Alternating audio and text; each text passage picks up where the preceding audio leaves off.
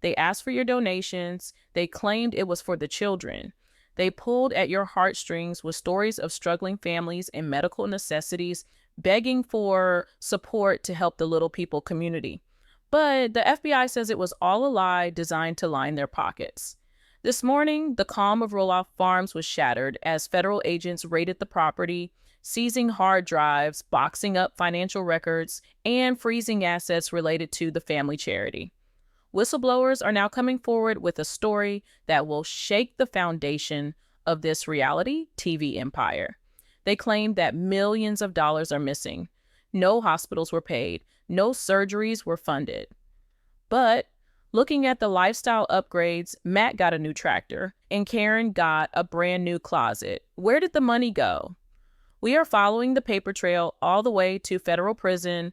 This is the story the network doesn't want you to hear, and the investigation that could end little people, big world forever. If you want to see justice served and the truth exposed, make sure you hit that like button right now. It helps us get this information out to more people.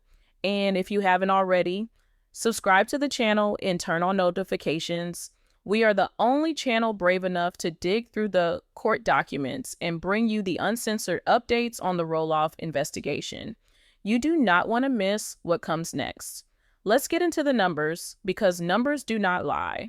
For years, the so-called Mule Fund has been operating under the guise of a benevolent nonprofit organization. On the show, we have seen vague references to fundraising, to galas, to giving back. It painted a picture of Matt and the family as pillars of philanthropy. But we have obtained what insiders claim are the public tax filings, the 990 forms that every nonprofit is required to submit to the IRS. When you look at these documents, the story they tell is not one of charity, but of greed. According to these reports, the revenue generated by the charity over the last fiscal year was a staggering $2 million. $2 million. That is money coming from fans, from local businesses, and from online donors who thought they were making a difference. Now, in a legitimate charity, you would expect at least 70 to 80% of that money to go directly to the cause. You would expect to see checks written to children's hospitals, payments for prosthetic limbs, or grants for mobility aids. But when you look at the line item for charitable giving on these filings, the number is shocking. $5,000. Out of $2 million collected, only $5,000 actually left the account to help a human being.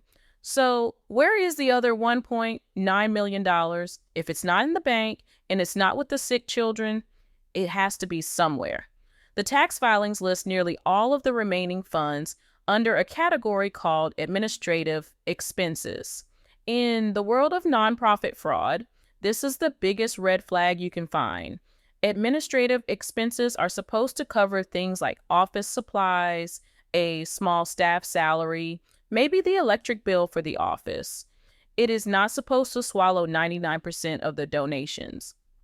But when we dig deeper into what constitutes these administrative expenses, the picture becomes clear. We are talking about exorbitant consulting fees paid to companies that coincidentally list their address as the same address as Roloff Farms. We are seeing massive travel stipends. Think back to the show. Think back to the vacations, the trips to Hawaii, the first-class flights, the sudden excursions to inspect properties in Arizona. At the time, we thought this was just reality TV money or the farm turning a profit. But these documents suggest a darker reality. They were allegedly treating the charity like a personal piggy bank. Every time a fan donated $50 thinking they were helping a child walk, they were actually helping pay for a Mai Tai on a beach in Maui. Every time a local business sponsored a table at a gala, they weren't funding research. They were funding the construction of a new barn or a landscaping project that Matt claimed was for hosting future donors. It is a classic shell game. You move the money from the donation bucket to the expense bucket, and you spend it on yourself while claiming it was work-related. This is why the FBI Charity Fraud Division has stepped in. This isn't just a civil lawsuit where someone gets sued for mismanagement. This is federal territory. This is wire fraud. This is misappropriation of funds across state lines. When you solicit money online, you are using interstate communications. If you lie about where that money is going, you are committing a federal crime. The agents leaving the farm with boxes of files aren't looking for overdue library books. They are looking for the emails, the receipts, and the bank transfers that connect the donations directly to Matt and Caryn's personal accounts. The discrepancy is too large to be an accounting error. You don't accidentally spend nearly $2 million on administration while only donating $5,000. That takes effort. That takes planning. And according to the insiders we have spoken to, it takes a willingness to look a desperate family in the eye, say no to their request for help, and then turn around and book a private charter plane the next day. We have to talk about the structure of this organization. On paper, it looks legitimate. It has a board. It has officers. But who are these officers? For years, the board was stacked with family members and close friends. But the most critical role, the role of treasurer, the person who signs the checks and balances the books, is listed in recent filings as none other than Caryn Chandler. This places Caryn directly in the crosshairs of the federal investigation. As the treasurer, she is legally responsible for every dime that flows in and out of that account. She cannot claim ignorance. She cannot say she didn't know what Matt was doing. Her signature is on the documents. If money was used to buy her a new wardrobe for filming or to renovate the kitchen in the new house they are building, and that money came from the charity account, she is the one who authorized it. The theory circulating among investigators is that the wedding barn construction was partially funded through these means. The argument used internally was likely that the barn would be a venue for charity auctions. By classifying the construction costs as venue preparation for fundraising, they could theoretically justify using donor money to build a commercial asset on their private property. It is a bold, brazen move. It essentially means the donors paid to build Matt's business under the pretense that one day maybe a charity event might happen there. But the event never happened.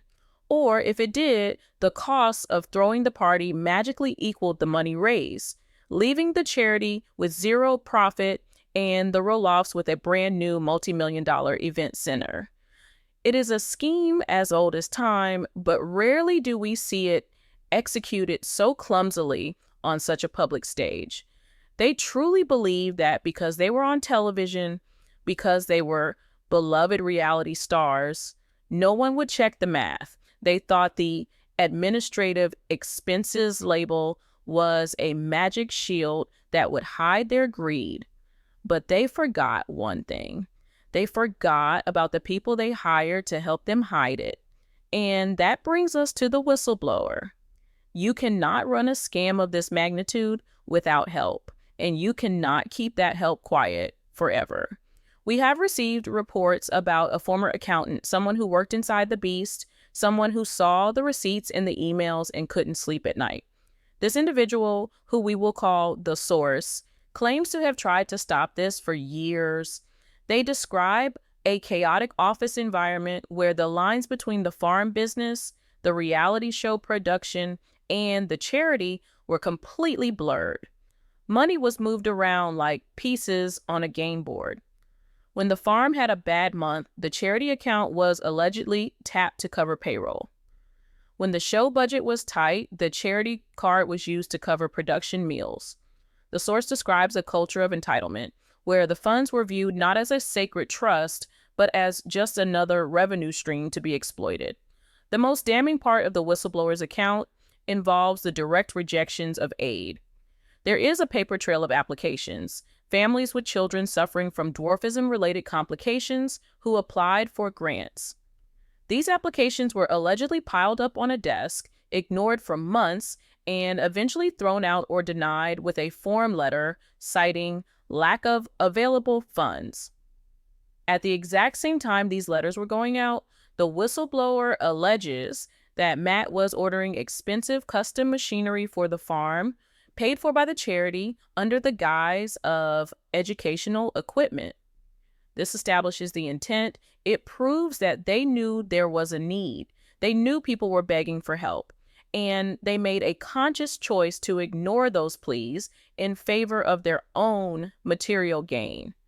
That is what turns this from a financial crime into a moral outrage. It is one thing to steal from a corporation. It is another entirely to steal from the very community you claim to represent. We managed to get our hands on a transcript of an interview with this former accountant. For their protection, we are keeping their identity anonymous, but their words paint a picture of a financial house of cards waiting to collapse. This wasn't just negligence, it was an active suppression of charity work.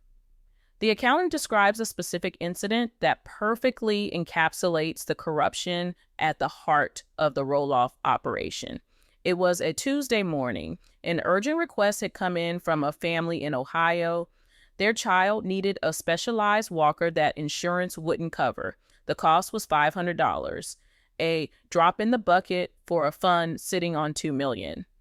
The accountant prepared the check and brought it to Caryn for a signature. According to the transcript, Caryn sighed, pushed the check back across the desk, and said, "Not right now. We need to watch our cash flow until the pumpkin season revenue hits. Put it in the pending folder." The accountant obeyed. But 3 hours later, an email notification popped up. A charge had been made on the charity credit card. It wasn't for $500. It was for $12,000. The charge was for venue scouting and donor relations. The location? A 5-star resort in Cabo San Lucas. When the accountant asked about it, they were told it was a necessary trip to secure a high net worth donor who was vacationing there. But we checked the flight logs, we checked the dates, there was no donor. It was just Matt and Caryn taking a vacation on the donor's dime while a child in Ohio went without a walker. The accountant states, quote, "Every time I tried to write a check to a hospital, Caryn told me to wait. But when they needed first-class tickets or a deposit for a luxury rental car, the check was signed instantly. The priority was never the mission. The priority was the lifestyle." The evidence gets even more damning when you look at the internal emails seized by the FBI. One email chain in particular, which is likely to be the smoking gun in the upcoming trial, discusses the pool renovation. Matt sent an email with the subject line, "Pool repairs." In the body, he wrote, "Can we use the charity account to fix the pool? We can say it is for hosting donors and safety compliance for future events." Most people would look at that and see fraud, but the reply from the inner circle wasn't a warning, it was a green light. The response read, "Just make sure to invoice it as venue maintenance and safety upgrades. As long as we hold one mixer there this year, it counts." This is the definition of money laundering. They were taking tax-free donations, using them to increase the value of their private real estate, and burying the paper trail under vague accounting terms.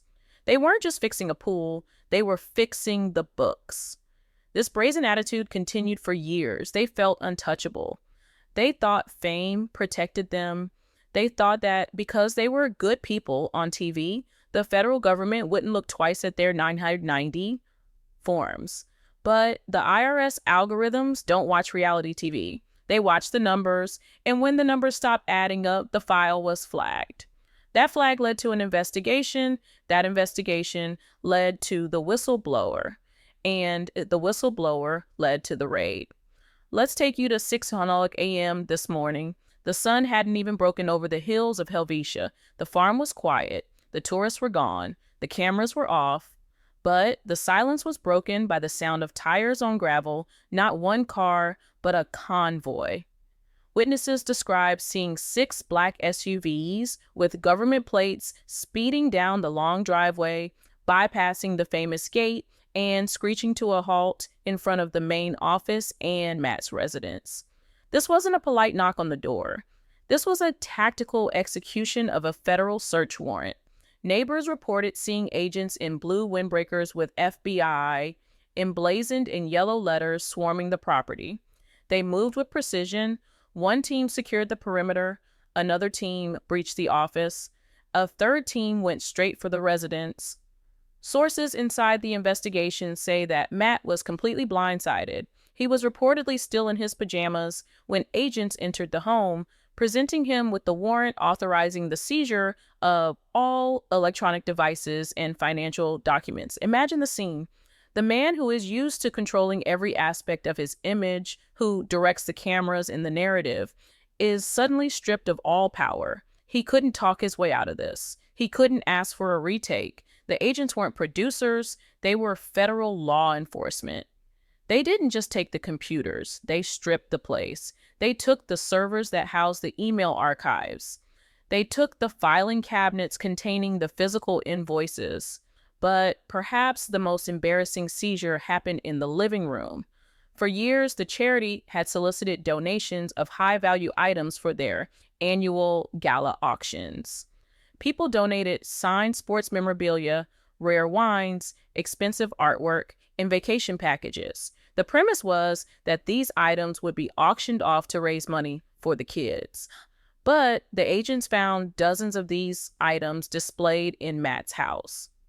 A signed guitar that was supposed to be auctioned in 2019 was mounted on his wall. Cases of vintage wine donated by a local vineyard for the 2021 gala were found in his personal cellar, half of them already consumed.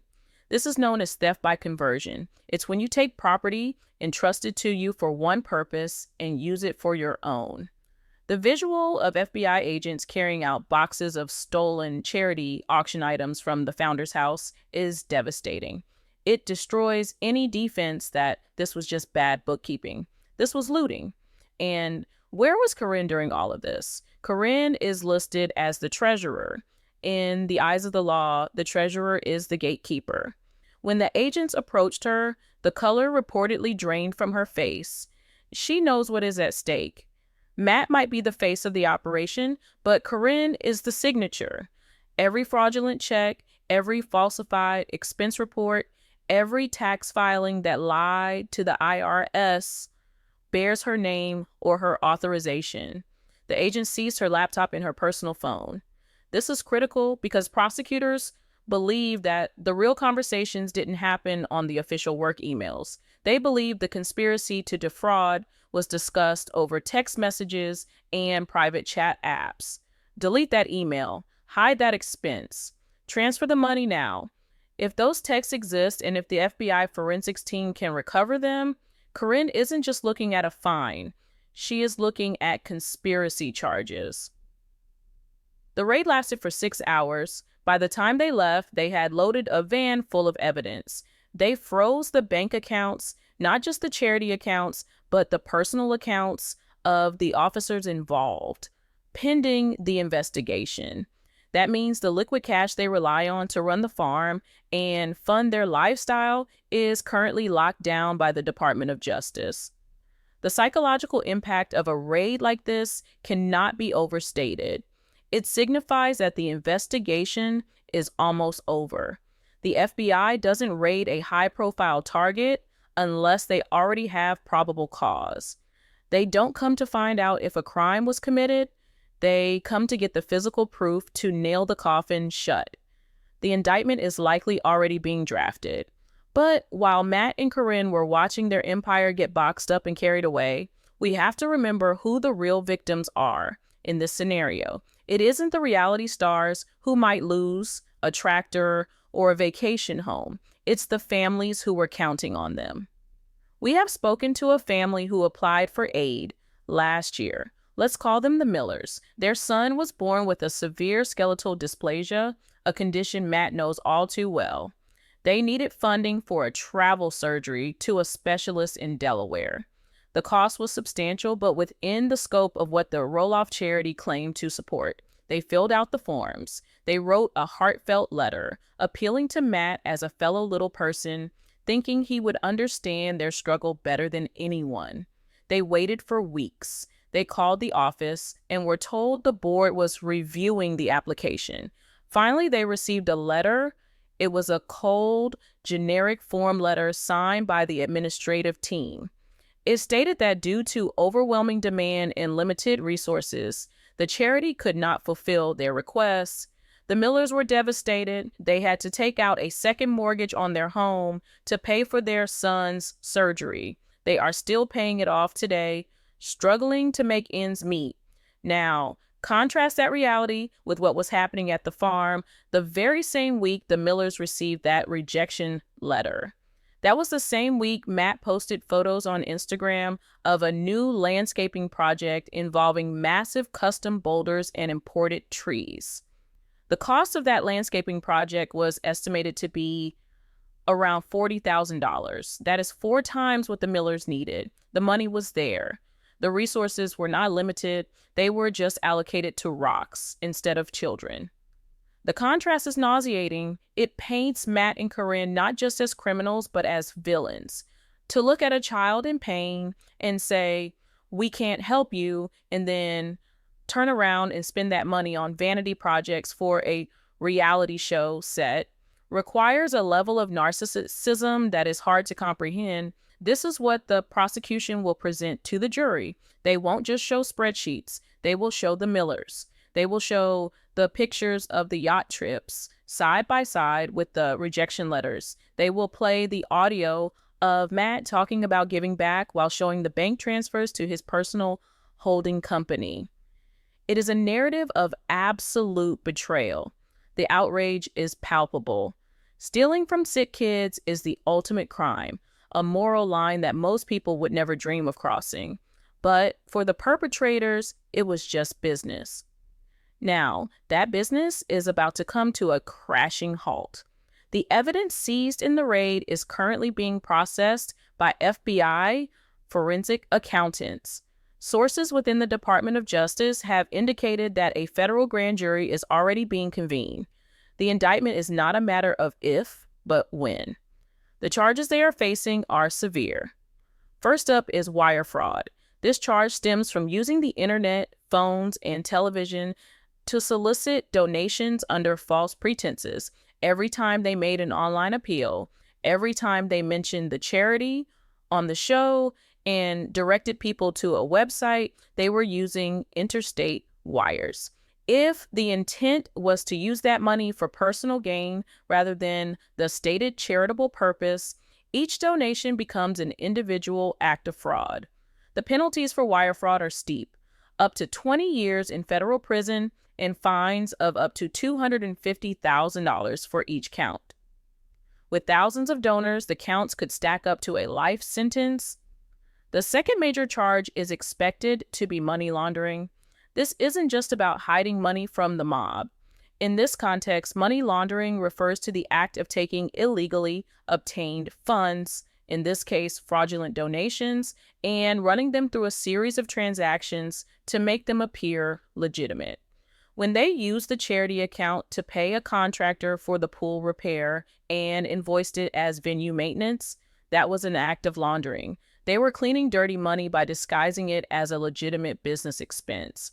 The penalty for money laundering is also up to 20 years in prison. The immediate impact of the investigation is already being felt. The Department of Justice has filed an injunction to immediately shut down the charity. Its status as a nonprofit has been revoked and its operations have ceased. Furthermore, the assets of the farm itself are now in jeopardy. The government has initiated asset forfeiture proceedings. This means that any property or capital that can be traced back to the fraudulent funds can be seized. If the wedding barn was built with donor money, the government can take the wedding barn. If the new tractor was purchased with the proceeds of the fraud, they can take the tractor. The goal is to seize enough assets to pay restitution to the $2 million worth of donors who were scammed. This could mean the end of Roloff Farms as we know it. The property could be sold off piece by piece to make the victims whole. The reality show legacy, the pumpkin patch, the tourist attraction, all of it could be dismantled to pay for their greed. Now, there is one person in this saga who appears to be walking away clean, and that is Amy Roloff. Many viewers have asked about her involvement, but public records show that Amy resigned from the charity's board of directors 5 years ago. At the time, her departure was framed as a consequence of the divorce, a simple separation of business interests. But sources close to the family now paint a different picture. They claim Amy had grown increasingly uncomfortable with the lack of transparency and the cavalier way Matt and Caryn were handling the finances. She allegedly raised concerns about the lack of actual charitable giving and the exorbitant administrative costs, but her concerns were dismissed. Seeing the writing on the wall, she made the prescient decision to legally sever all ties with the organization. She got out before the house of cards came tumbling down. In hindsight, that decision looks like an act of genius. It not only protects her from any criminal liability, but also positions her as the moral compass of the family. She saw the wrongdoing and refused to be a part of it. This development will undoubtedly vindicate her in the eyes of the public and could have a massive impact on the future of the show, should it continue in any form. So where does this leave us? We have a beloved TV family exposed as alleged federal criminals. We have millions of dollars meant for suffering children that were spent on luxury vacations and home renovations.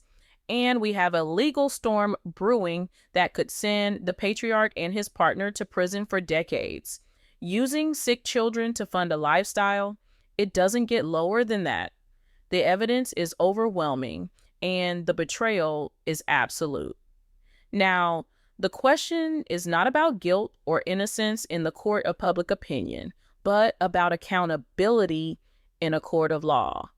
Do you think Matt and Caryn belong behind bars for this? Type guilty in the comments if you want justice for the donors. And make sure you are subscribed with notifications on, because next up, we are breaking down the court documents that reveal the $100,000 hush money check that was allegedly paid to Jacob to cover up a family secret that is even darker than this one. You won't want to miss it.